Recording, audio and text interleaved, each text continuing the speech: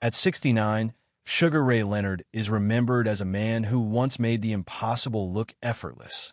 His fists moved faster than thought, his smile disarmed crowds, and his name became synonymous with elegance in a sport built on brutality. To millions, he was boxing's last universally loved hero, the rare champion embraced by both purists and casual fans. Yet the tragedy of Sugar Ray Leonard does not begin with a defeat, nor does it end with retirement. It begins much earlier, in the quiet space between who he was forced to become and who he truly was inside. Leonard's ascent was framed as a fairy tale. When he captured Olympic gold in 1976, America was searching for a symbol of hope, discipline, and unity. He fit the role perfectly.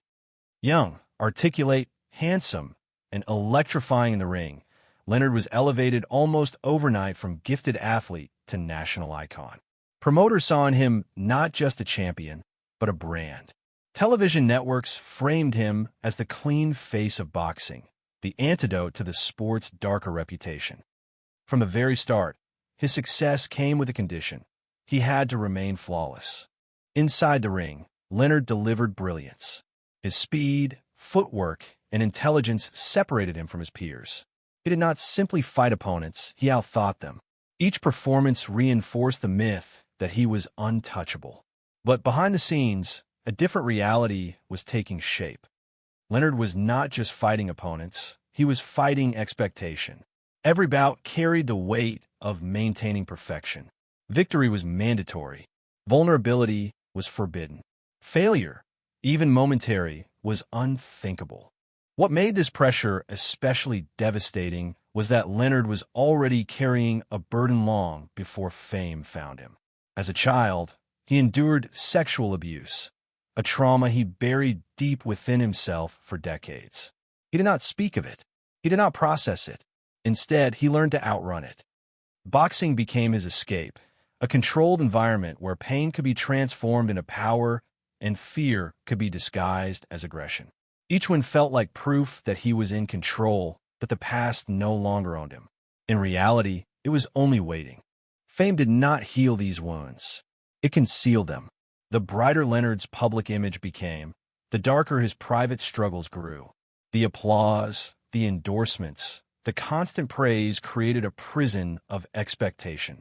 He was celebrated not for who he was, but for what he represented. There was no room for weakness, no space to admit fear, confusion, or doubt. Leonard later admitted that he was terrified of losing love, terrified that one bad night would erase everything he had built. This fear followed him into every fight. As his professional career unfolded, the physical toll of boxing began to accumulate. The wars he fought were legendary, but each left a mark. Eye injuries threatened his vision. Head trauma lingered long after fights ended. Pain became a constant companion.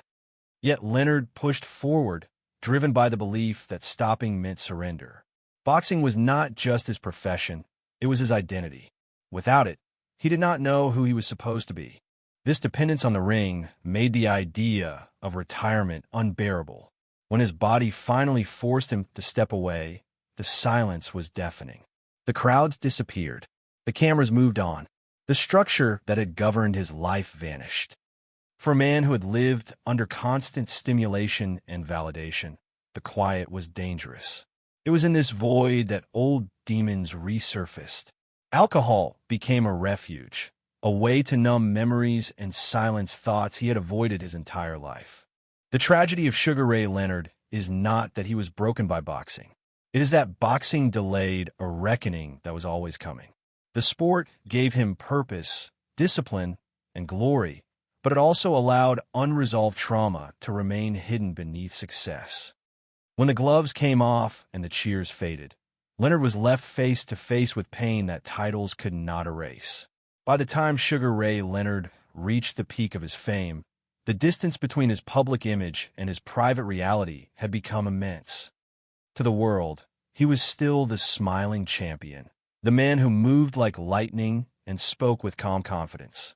To himself, he was increasingly fragile. The victories continued, but they no longer brought relief. Instead of silencing his fears, success amplified them. Each win raised the stakes of the next fight, and with it, the terror of losing everything he believed defined his worth. Leonard's battles in the ring grew more punishing. The speed that once protected him could not fully shield him from the brutality of elite competition. Each fight extracted a price. His eyes suffered repeated damage, threatening the very sense that made his style possible. Head trauma lingered in ways he could not ignore. Pain became normal, almost expected. Yet Leonard convinced himself that enduring pain was proof of strength. In boxing culture, admitting vulnerability was weakness, and Leonard had been taught since youth that weakness was unacceptable. The pressure to return, to prove himself again and again, never truly faded.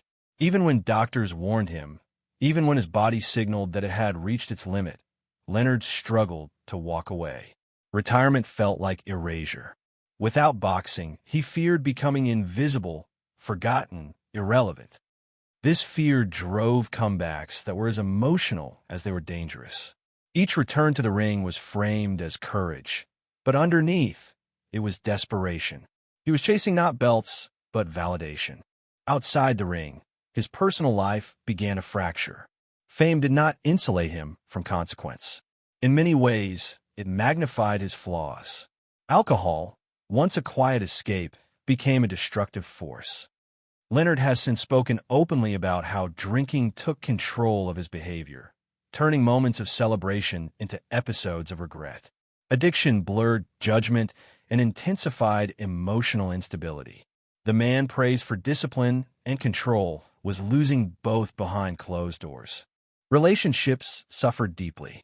Leonard has acknowledged that he hurt people he loved, not out of malice, but out of unresolved pain and unchecked addiction. He carried anger he did not fully understand and sadness he had never confronted. Fame allowed him to avoid accountability for a time, but it could not protect him forever. Eventually, the consequences became public, adding shame to an already heavy emotional burden. What makes this chapter especially tragic is how long Leonard remained silent about the root of his suffering. For decades, he carried the trauma of childhood abuse alone. In an era where such topics were rarely discussed, especially by male athletes, silence was expected. Leonard internalized the belief that speaking out would diminish him, that revealing vulnerability would undo the image he had spent his life constructing. So he endured quietly, believing strength meant endurance without confession. When Leonard finally chose to speak about his past, it was not a moment of weakness, but of profound courage. He revealed that the pain he ran from had shaped nearly every aspect of his adult life. Boxing had given him a place to channel rage and fear, but it had also allowed him to avoid healing. Alcohol filled the gaps left by unresolved trauma, offering temporary relief at the cost of long-term damage. His confession reframed his entire story, transforming his struggles from personal failures into symptoms of deep, unaddressed wounds. As the public began to see Leonard differently, admiration shifted into something more complex. He was no longer just a champion, but a survivor. Yet this recognition came late. Much of the damage had already been done. His body bore the scars of countless fights. His personal life carried the weight of regret. His mind was still learning how to exist without armor. The tragedy deepens when one realizes that Leonard's story is not unique. It reflects a broader pattern in elite sports, where success is often built on suppression rather than healing. Athletes are taught to perform, not to process. Pain is normalized, vulnerability discouraged. Leonard excelled in this system, but it exacted a hidden cost that followed him long after the spotlight moved on. As Sugar Ray Leonard moved deeper into life after boxing, the illusion that time would soften the damage proved false. Retirement did not bring closure. It stripped away distraction. Without training camps, fight nights, and the adrenaline of competition, Leonard was left alone with himself. For decades, boxing had given him structure, purpose, and a reason to wake up each morning. Now, the days stretched long and undefined, and with them came memories he could no longer outrun. The silence was the most difficult adjustment. During his career, noise had been constant. Crowds roared, cameras clicked, voices praised his greatness. In retirement, that noise disappeared. Leonard discovered that applause had masked a deep fear of being ordinary. He had been celebrated for so long that he struggled to believe he was worthy of love without achievement. This insecurity fed old habits. Alcohol, once an escape, returned as a crutch. It dulled anxiety and regret, but it also deepened isolation. Leonard has spoken about how addiction altered his perception of himself. Drinking did not make him feel strong. It made him feel invisible, detached from responsibility and consequence. This detachment allowed him to avoid confronting painful truths, but also created new wounds. Relationships continued to fracture. Trust eroded. Shame accumulated quietly, adding another layer to the burden he already carried. What complicated Leonard's struggle was the public's inability to reconcile his suffering with his success. To outsiders, his life appeared enviable. Wealth, fame, and legacy surrounded him. Sympathy was scarce. Many assumed that champions were immune to despair, that victory insulated them from pain. Leonard internalized this misunderstanding, believing that admitting his struggles would invite judgment rather than understanding. So he endured quietly, convinced that silence was the price of dignity. As years passed, Leonard's physical condition continued to remind him of his past. Lingering injuries limited mobility. Chronic pain served as a daily reminder of battles fought long ago. Even simple activities became reminders of what his body once could do and no longer could. Aging, for Leonard, was not a gentle transition. It was a confrontation with loss, not just of physical ability, but of identity. The man who once defined speed and grace now moved cautiously, aware of fragility he had never known. Yet within this period of darkness, a shift slowly began. Leonard started to understand that survival did not require constant defense. Healing, he realized, demanded honesty. Speaking publicly about his childhood trauma was a turning point, not because it erased the past, but because it acknowledged it. For the first time, Leonard allowed himself to be seen not as a symbol, but as a human being shaped by pain and resilience. This decision came at a cost, reopening wounds he had sealed for decades, but it also offered relief. By sharing his story, Leonard reframed strength itself. No longer was it measured solely by endurance or victory. Strength became the willingness to confront fear without gloves, without applause, without protection. This reframing did not erase regret. He has openly acknowledged mistakes he wishes he could undo, moments where addiction and anger caused harm. What changed was his relationship with those memories. They became lessons rather than sentences. Public perception shifted gradually. Leonard was no longer viewed only through highlight reels and championship belts. He became a voice for survivors, particularly men who had been taught that silence equaled strength. His honesty challenged a culture that rewards performance but neglects healing. In doing so, Leonard found a new sense of purpose, one that did not depend on speed, youth, or dominance. Still, the tragedy remains. Healing arrived late, after much damage had been done. Leonard's later years are shaped by reflection rather than reinvention. He lives with awareness of what boxing gave him and what it took away. There is pride, but also sorrow. Gratitude, but also grief. These emotions coexist uneasily, forming a portrait far more complex than the legend that once defined him. By the time Sugar Ray Leonard entered his later years, the mythology surrounding his name had begun to harden into history. Documentaries replayed his greatest moments. Commentators spoke of him with reverence, freezing his legacy in time. Yet Leonard himself lived in the present, where memory was not cinematic but intimate, heavy, and persistent. The tragedy that followed him was no longer loud or dramatic. It was quiet, lived day by day, shaped by reflection rather than applause. Leonard's understanding of success changed fundamentally as he aged. Championships no longer defined him. What mattered instead was accountability. He began to see how fame had shielded him from consequences for too long, allowing harmful patterns to persist unchecked.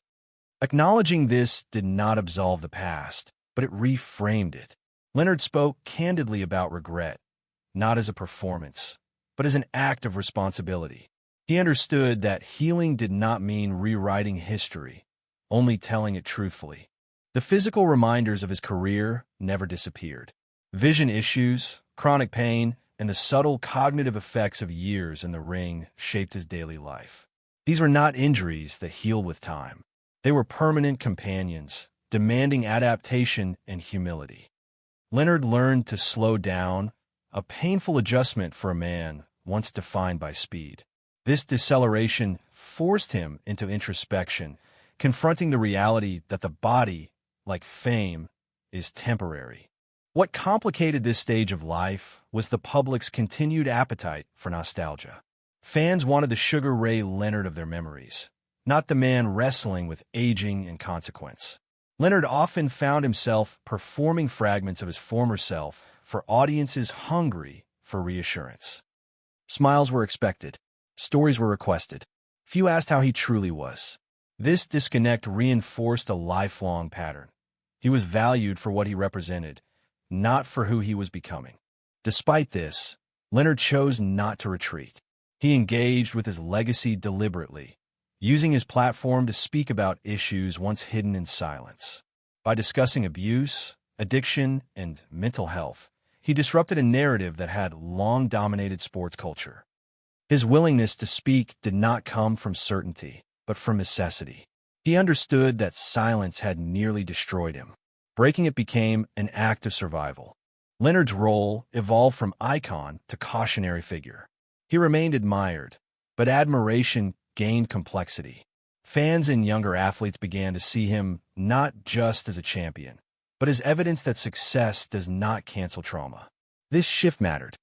It offered permission for others to speak, to question the cost of their own ambition. In this way, Leonard's later years carried meaning beyond trophies, influencing conversations that boxing had long avoided. Yet the emotional cost of this honesty was real. Revisiting trauma reopened wounds. Public confession invited scrutiny. Leonard accepted that vulnerability would not always be met with compassion. Still, he persisted, believing that discomfort was preferable to denial. This choice marked a profound transformation. Strength, once measured in punches and endurance, was now measured in truth and restraint.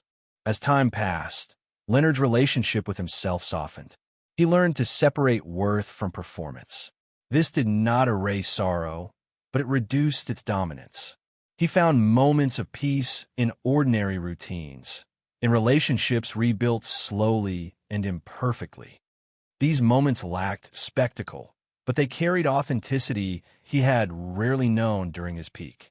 The tragedy of Sugar Ray Leonard does not resolve neatly. There is no single lesson, no triumphant conclusion. His life illustrates how greatness can coexist with suffering, how public victory can obscure private pain. In later years, Leonard did not seek redemption through applause or acclaim. He sought understanding both from others and from himself.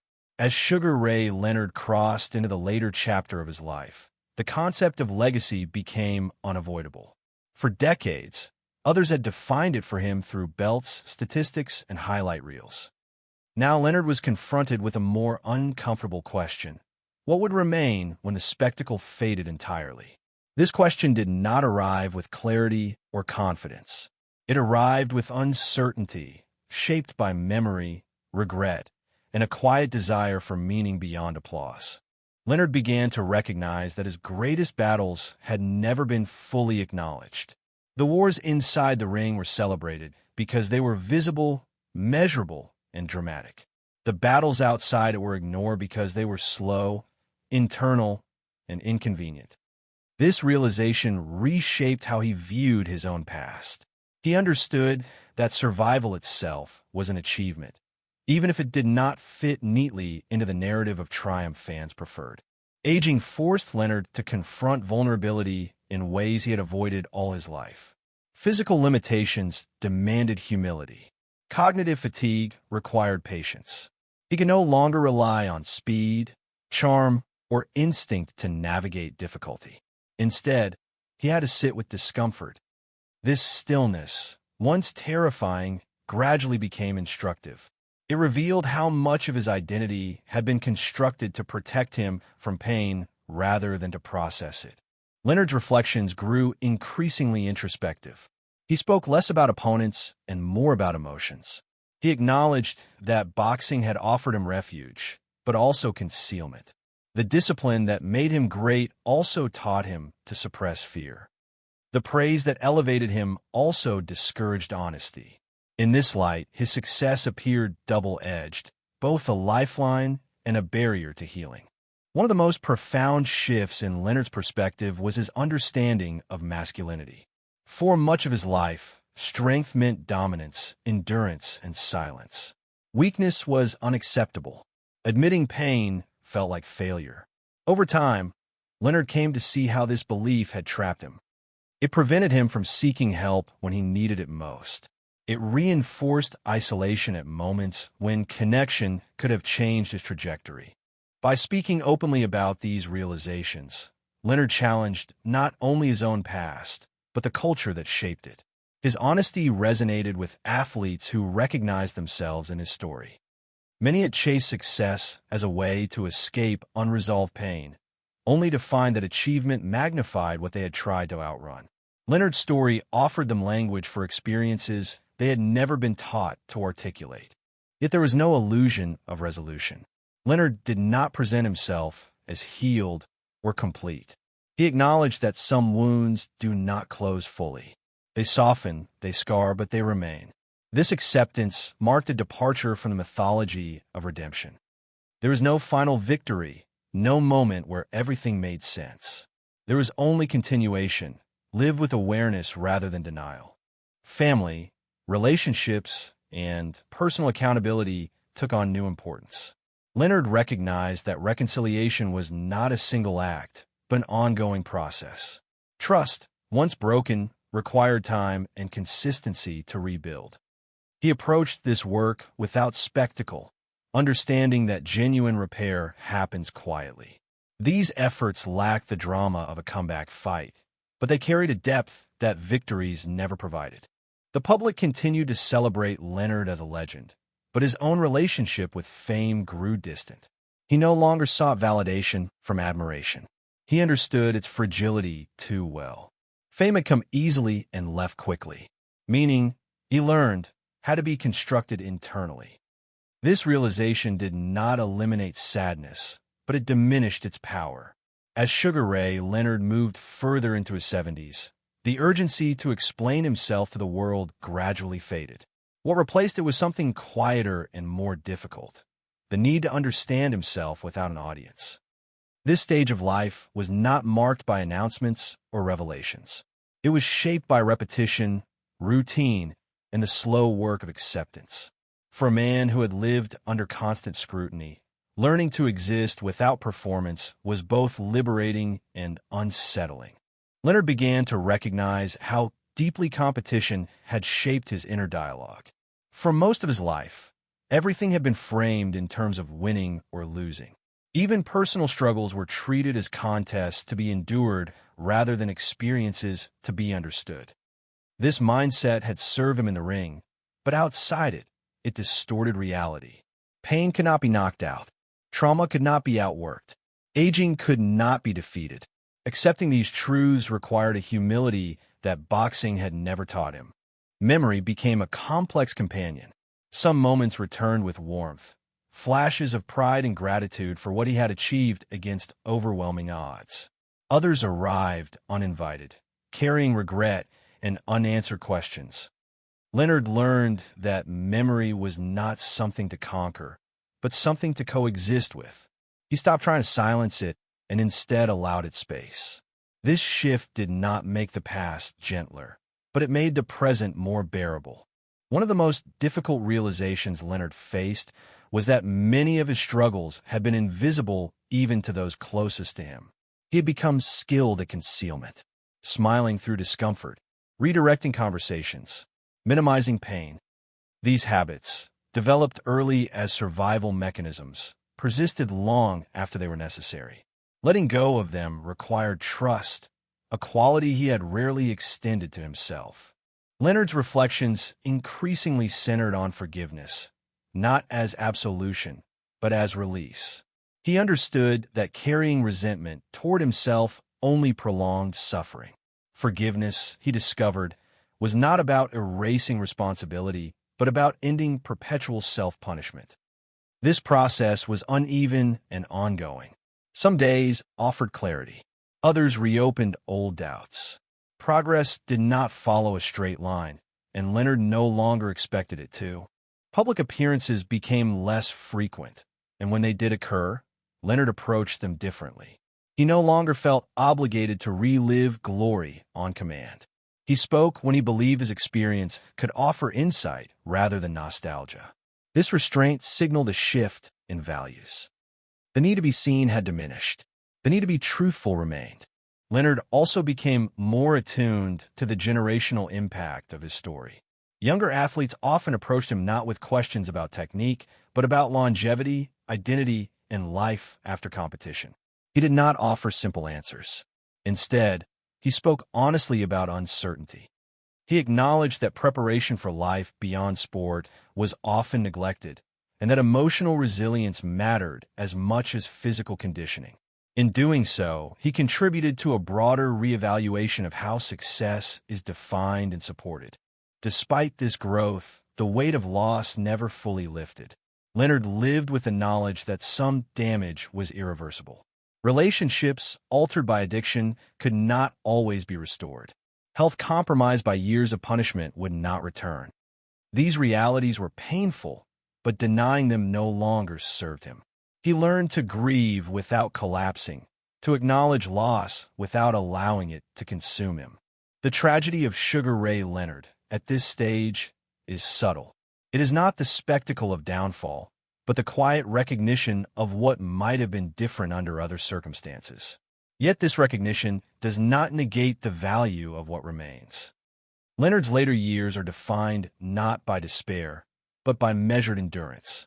He continues forward with awareness, carrying both pride and sorrow without needing to resolve the tension between them. In the final movement of his story, Sugar Ray Leonard no longer measures life by moments of triumph or failure, but by continuity. Survival itself becomes the metric. This is not the survival celebrated in sports, where endurance is rewarded with titles and applause, but a quieter endurance, practiced daily, away from crowds and commentary. Leonard's later years are shaped by the understanding that life does not resolve into neat conclusions. It continues, uneven and unfinished, asking only that one remain present. Leonard's relationship with his past evolves into something neither romantic nor punitive. He does not deny the joy boxing brought him, nor does he glorify the suffering. He understands now that both were real, intertwined, inseparable. The ring gave him a language for movement and discipline, but also taught him silence at moments when speech could have changed everything. This duality defines his reflection. He does not seek to rewrite his story, only to tell it without distortion. There is a certain loneliness that accompanies this clarity. As legends age, they often outlive the context that made them legible to others. The world remembers the highlights, not the aftermath. Leonard accepts that most people will always know only a version of him frozen in time. This acceptance is not bitter. It is factual. He no longer expects to be fully understood, and in relinquishing that expectation, he gains a measure of peace. Leonard's sense of purpose no longer rests on recognition. It rests on presence. He values conversations that are unguarded, moments that are unremarkable but genuine. The intensity that once defined his life has softened, replaced by attentiveness. He listens more than he speaks. When he does speak, it is with the awareness that words carry weight when they're no longer used to protect an image. The tragedy often attributed to Leonard's life is not simply the pain he endured, but the delay in acknowledging it. He recognizes that had he been allowed, or allowed himself, to speak earlier, much might have unfolded differently. Yet he resists the temptation to dwell in hypothetical outcomes. Regret, he understands, can either inform or imprison. He chooses the former. In reflecting on masculinity, Leonard sees clearly how the expectations placed upon him shaped his choices. He was praised for stoicism and punished, implicitly, for vulnerability. This conditioning did not begin with fame. It began long before, reinforced by sport, culture, and silence. By naming this pattern, Leonard does not absolve himself of responsibility, but he contextualizes it. Understanding replaces confusion. Awareness replaces shame. Leonard's legacy, viewed honestly, is not singular. It is layered. He is a champion, yes, but also a survivor, a man shaped by trauma who found ways to endure when healing was unavailable. His later years do not present a moral victory, only a human one. He lives with the consequences of his life fully visible to him now, no longer obscured by momentum or myth. What remains most striking is Leonard's refusal to frame his story as inspirational in the conventional sense. He does not offer his life as a blueprint to follow. He offers it as testimony. His experiences suggest that greatness can coexist with profound suffering, and that success does not exempt anyone from the work of self-understanding. This message, understated and unadorned, carries more weight than any slogan. The final tragedy of Sugar Ray Leonard is subtle and enduring. It is the recognition that some lessons arrive only after their cost has been paid in full. Yet within this tragedy lies a form of dignity. Leonard does not collapse under the weight of his awareness. He continues. He adapts. He lives with honesty where once there was performance.